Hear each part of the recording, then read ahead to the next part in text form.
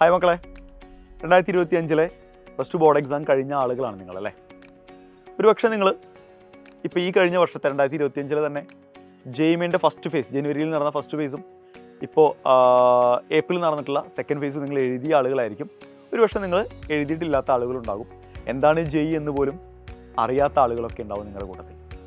Plus two science എടുത്തൊരു വിദ്യാർത്ഥിയാണ് നിങ്ങളെങ്കിൽ തീർച്ചയായും നിങ്ങൾ ജെയ് മെയിൻ എന്താണെന്ന് അറിയണം, ജെയ് എന്താണെന്ന് അറിയണം, അതിൻ്റെ ഗുണങ്ങൾ എന്താണെന്ന് അറിയണം, നിങ്ങളുടെ ജീവിതത്തിൽ അത് വരുത്താൻ പോകുന്ന മാറ്റങ്ങൾ എന്തൊക്കെയാണെന്ന് കൃത്യമായി നമ്മൾ മനസ്സിലാക്കണം. നമുക്കറിയാം, നിങ്ങളൊരു എൻജിനീയറിംഗ് ആസ്പിരൻ്റ് ആണെങ്കിൽ നമ്മുടെ നാട്ടിലെ ഏറ്റവും പ്രീമിയം എൻജിനീയറിംഗ് ഇൻസ്റ്റിറ്റ്യൂട്ടുകളാണ് NITകളും IITകളും.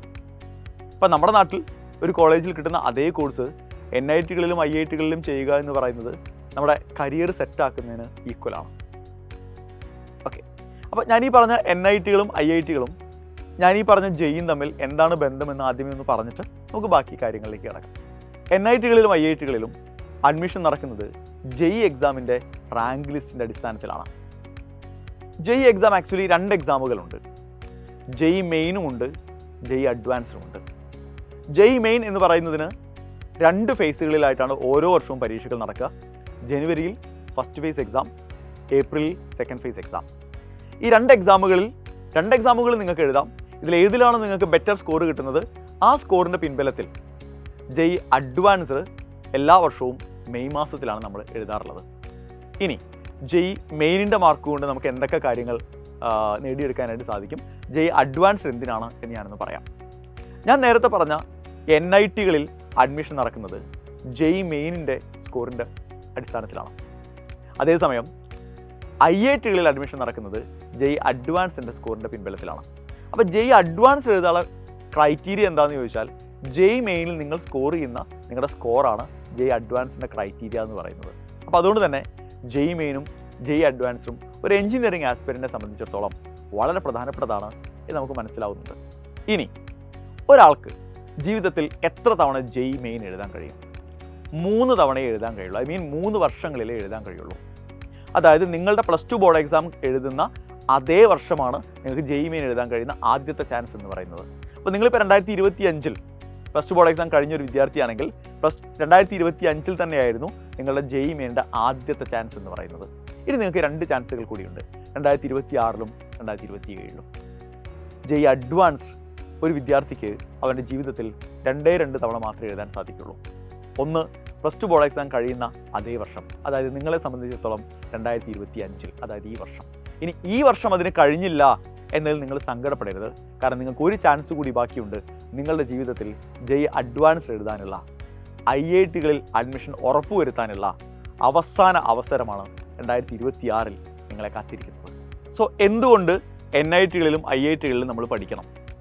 കാരണം നിങ്ങളുടെ ഉള്ളിലുണ്ടാകുന്ന പ്രധാനപ്പെട്ട ഡൗട്ടുകളിൽ ഒന്ന്, നമ്മുടെ വീടിന് തൊട്ടടുത്തുള്ള ഒരു കോളേജിൽ പഠിക്കുന്ന അതേ BTech പ്രോഗ്രാം തന്നെയല്ലേ നമ്മുടെ വീട്ടിൽ നിന്ന് ഒരുപാട് ദൂരെ പോയി നമ്മൾ NITകളിലും IITകളിലൊക്കെ പഠിക്കുന്നതിന് എന്തിനാണ് ഇത്രയും ദൂരെ പോകുന്നത് എന്നൊരു സംശയം നിങ്ങളുടെ ഉള്ളിലുണ്ടാവുമെന്ന് എനിക്കറിയാം. അപ്പോൾ അതിനുള്ളൊരു മറുപടിയാണ് ഞാൻ ആദ്യം പറയാൻ പോകുന്നത്.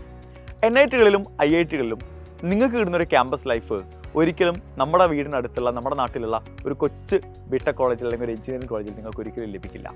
ഒരു ക്യാമ്പസ് ലൈഫ് എന്ന് പറയുമ്പോൾ അവിടുത്തെ കിട്ടുന്ന ക്ലാസ്സുകളുടെ ക്വാളിറ്റി, അവിടുത്തെ ഫാക്കൽറ്റീസിൻ്റെ ക്വാളിഫിക്കേഷൻ, അവിടുത്തെ ലൈബ്രറി, അവിടുത്തെ ഫെസിലിറ്റീസ്, നിങ്ങൾക്ക് കിട്ടുന്ന എക്സ്പോഷർ, ഇതൊന്നും നമ്മുടെ വീടിന് തൊട്ടടുത്തുള്ള ഒരു എഞ്ചിനീയറിംഗ് കോളേജിൽ നിങ്ങൾക്ക് ഒരിക്കലും അനുഭവിക്കാനോ ആസ്വദിക്കാനോ കഴിയില്ല. നമുക്കറിയാം, നമ്മുടെ ജീവിതത്തിലെ ഏറ്റവും പ്രധാനപ്പെട്ട കാലമാണ് ക്യാമ്പസ് ലൈഫ് എന്ന് പറയുന്നത്. സോ ആ ഒരു എക്സ്പോഷർ നിങ്ങൾ ആസ്വദിക്കണമെങ്കിൽ, ആ ഒരു എക്സ്പോഷർ നിങ്ങൾ അനുഭവിക്കണമെങ്കിൽ തീർച്ചയായിട്ടും നിങ്ങൾ NITകളിലും IITകളിലും അഡ്മിഷൻ എടുത്തേ തീരുള്ളൂ.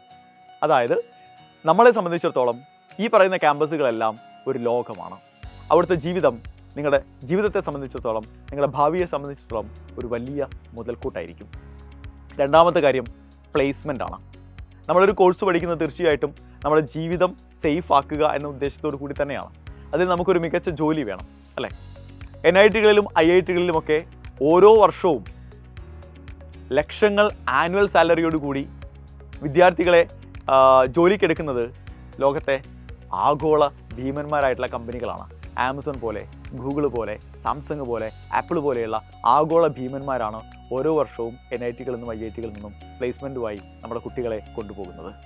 അപ്പോഴും നിങ്ങൾ ആലോചിക്കുന്നത്, ഒരുപക്ഷെ നിങ്ങൾ കേട്ടിട്ടുണ്ടാവും, പലരിൽ നിന്നും പലപ്പോഴായി നിങ്ങൾ കേട്ടിട്ടുണ്ടാവും, ജെയ് എന്ന് പറയുന്നത് ഇന്ത്യയിലെ ഏറ്റവും ടഫസ്റ്റായ പരീക്ഷകളിൽ ഒന്നാണ് എന്ന് നിങ്ങൾ കേട്ടിട്ടുണ്ടാവും. അപ്പോൾ അതുകൊണ്ട് എന്നെക്കൊണ്ട് ഇത് കൂട്ടിയാൽ കൂടുമോ എന്നൊക്കെയുള്ള ഡൗട്ട് നിങ്ങളുടെ ഉള്ളിൽ ഇപ്പോഴും ഉണ്ടാവുമെന്ന് എനിക്കറിയാം. ഓക്കെ, അതുകൊണ്ടാണ് പറയുന്നത്, സക്സസ്സിലേക്ക് നമുക്ക് ഒരിക്കലും ഷോർട്ട് കട്ടുകളില്ല.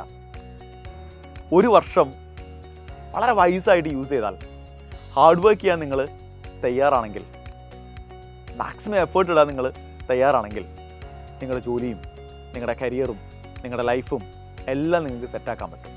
ഒരു വർഷം കൊണ്ട് ജെയ് ക്രാക്ക് ചെയ്ത് ഞാൻ ഈ പറഞ്ഞൊരു സ്വപ്ന ക്യാമ്പസിലേക്ക്, ഒരു ഡ്രീം ക്യാമ്പസിലേക്ക് എത്താൻ നിങ്ങൾക്ക് സാധിക്കും.